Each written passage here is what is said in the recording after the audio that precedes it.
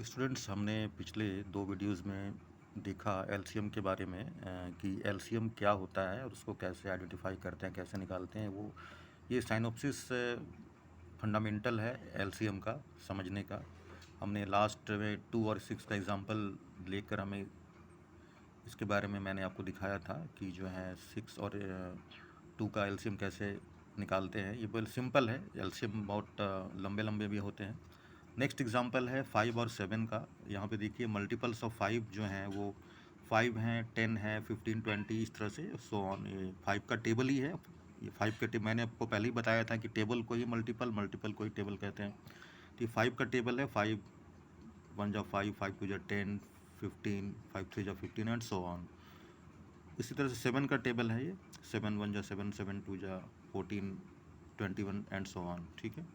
अब यहाँ पे देखिए हमें क्या ढूंढना है, एलसीएम ढूंढना है, लोएस्ट कॉमन मल्टीपल, एलसीएम ढूंढना है। मैंने वो नंबर लोएस्ट होना चाहिए, दोनों में कॉमन होना चाहिए और दोनों का ही मल्टीपल होना चाहिए। एलसीएम का मतलब यही होता है, मतलब वो जितने भी नंबर से, नंबर 2 भी हो सकते हैं, 2 से ज़्यादा भी हो सकते हैं। एलसीएम निकालने के लिए कम से कम 2 नंबर से एलसीएम निकाला जाता है। ठीक है। 2 3 4 5 6 एंड सो ऑन, इन्फिनिट माने अनंत नंबर हो सकते हैं जिसका एलसीएम निकाला जा सकता है। तो यहाँ पे 5 और 7 2 नंबर हैं, तो लोएस्ट का लोएस्ट होना चाहिए दोनों का मल्टीपल कॉमन होना चाहिए, दोनों का मल्टीपल होना चाहिए। तो यहाँ पे देखिए 5 के मल्टीपल में हम जब चल के आके देखते हैं तो 35 वो पहला नंबर है। जो पहला नंबर होगा वही सबसे छोटा होगा उस कॉमन में। वो पहला नंबर है जो कि 7 के मल्टीपल में भी पाया जा रहा है।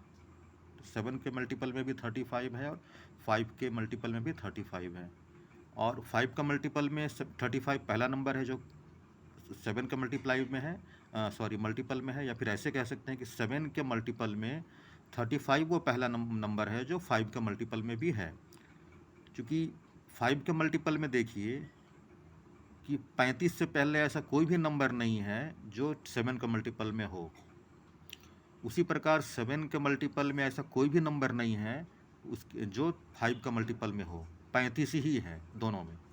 ठीक है, इसलिए दोनों का एलसीएम क्या होगा, 35 होगा। यानी 35 वो सबसे लोवेस्ट यानी न्यूनतम, सबसे छोटा नंबर है जो 7 के मल्टीपल में भी है और 5 का मल्टीपल में भी है। 7 का मल्टीपल में भी है और 5 का मल्टीपल में भी है। इसलिए 35 will be the lowest common multiple और एलसीएम और लॉस ऑफ दिस 5 एंड 7 और 5 और 7 का ये एलसीएम है।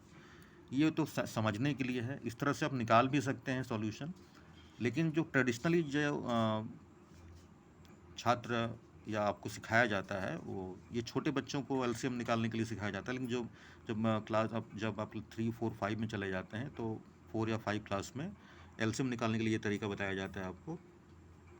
इसको बोलते हैं प्राइम। जैसे 2 और 6 का मैंने ऊपर में बताया था, ऐसे भी निकल सकता है और ऐसे भी निकल सकता है। तो ये ट्रेडिशनल मेथड है जिससे आपको सॉल्यूशन बनाने में, देखिए मैंने यहाँ पे सॉल्यूशन लिखा है और यहाँ पे इसको साइनोप्सिस के अंदर रखा है, चूँकि समझना है यहाँ पे।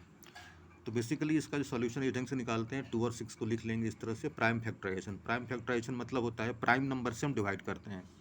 प्राइम नंबर स्टार्ट होता है 2 से, तो सबसे पहले 2 से डिवाइड करेंगे। 2 1 जा 2, 2 3 जा 6, ये डिवाइड हो गया। फिर 3 से ये डिवाइड नहीं होगा, 1 उसको ऐसे ही उतार देंगे और ये 3 1 जा 3। अब जो इसका मल्टीपल कौन कौन इसके फैक्टर्स हो गए, 2 और 3, तो 2 और 3 को मल्टीप्लाई कर देंगे तो आ गया answer 6। 6 is the LCM of 2 and 6। LCM equal to कितना हो गया, 2 एंड 3। उसी प्रकार 5 और 7 का भी है, इसी तरह से निकाल लेंगे। क्योंकि 5 और 7 का कोई भी ऐसा ना 2 से कटेगा, 2 के बाद दूसरा प्राइम नंबर 3 है, 3 से भी नहीं कटेगा, 3 के बाद 5 है तो 5 है, लेकिन 5 से तो 5 कट जाएगा लेकिन 7 नहीं कटेगा। इसलिए दोनों का जो भी फैक्टर, कॉमन फैक्टर 1 ही है, इसलिए इसका कोई डिवीज़न नहीं बनता है। इसलिए 5 और 7 को सिंपली मल्टीप्लाई कर देंगे, इसका 35 एलसीएम हो जाएगा। वही यहाँ भी निकला था, इसका 5 और 7 का 35 और 2 और 6 का कितना आया था, एलसीएम 6 आया था। ठीक है, अब हम थोड़े बड़े नंबरों को देखते हैं। नेक्स्ट वीडियो में हम थोड़े बड़े नंबर को हम एलसीएम निकालना सीखेंगे। Okay, thanks for watching this video.